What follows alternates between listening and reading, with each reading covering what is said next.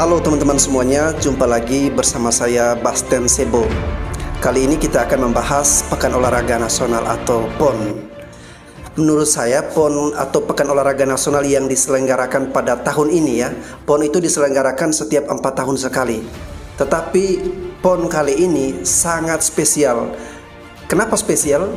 Spesial karena yang menjadi tuan rumah adalah Papua. Sebelumnya selalu menjadi tuan rumah itu dominasi di Pulau Jawa. Tetapi kali ini agak sedikit berbeda. Ini pertama kali dalam sejarah Pekan Olahraga Nasional bisa diselenggarakan di daerah Indonesia Timur. Saya harus mengakui bahwa di zaman kepemimpinan Pak Jokowi, Papua mendapatkan perhatian yang sangat luar biasa. Hal ini menunjukkan bahwa pemerintah serius, pemerintah kita memperhatikan, pemerintah kita peka dengan perubahan dan kemajuan di tanah Papua. Sebelum periode kepemimpinan Pak Jokowi, selama berpuluh-puluh tahun Papua itu kurang mendapatkan perhatian.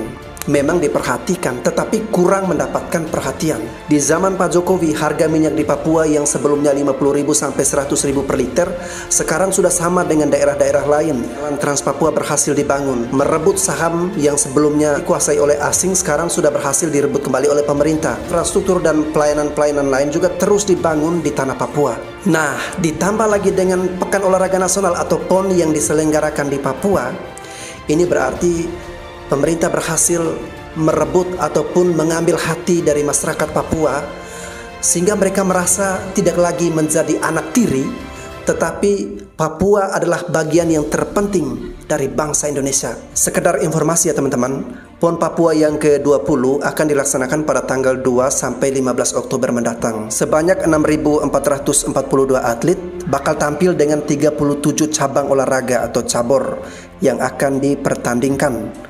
Stadion Lukas NMB yang berdiri megah di Jayapura akan menjadi venue utama atau tempat cabur. Sedangkan cabur lainnya akan diselenggarakan di 4 kabupaten atau kota yang menjadi tuan rumah pelaksanaan PON, yakni Kota Jayapura, Kabupaten Jayapura, Timika, dan Merauke. Papua sudah mempersiapkan segalanya, termasuk dengan keamanan. Jangan khawatir dengan pemberitaan atau isu bahwa KKB akan melakukan teror pada saat pelaksanaan Pekan Olahraga Nasional di Papua nanti. Tidak usah terpengaruh dengan pemberitaan bahwa karena ancaman dari KKB, Papua menjadi tidak aman. Memang terdengar ada isu bahwa KKB di Papua mereka akan melakukan aksi teror pada saat pelaksanaan PON nanti dengan tujuan untuk menarik perhatian dunia. Ini adalah misi mereka. Sehingga kalau misalnya dunia menaruh perhatian ke Papua, itu berarti membuka celah mereka masuk, dan itu juga menjadi peluang agar kemerdekaan bisa diciptakan di tanah Papua.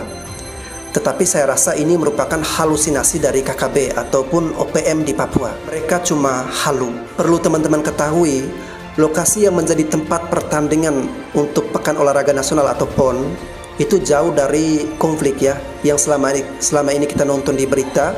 KKB melakukan aksi penyerangan ke kantor polisi atau baku tembak dengan pihak keamanan. Itu jauh dari daerah yang akan dilaksanakan pertandingan Pekan Olahraga Nasional. PON akan dilaksanakan di 4 tempat, di Kota Jayapura, Kabupaten Jayapura, Kabupaten Mimika, Kabupaten Merauke. Keempat tempat ini itu sangat kondusif. Saya berikan ilustrasi seperti ini. Misalnya terjadi aksi teror oleh terorisme di daerah Tamrin, Jakarta. Nah, itu bukan berarti orang di luar Jawa mengambil sikap bahwa Pulau Jawa tidak aman. Tentunya tidak seperti itu.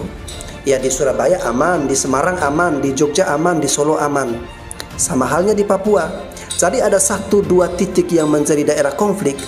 Jangan kita menyikapi bahwa semua Papua itu tidak aman.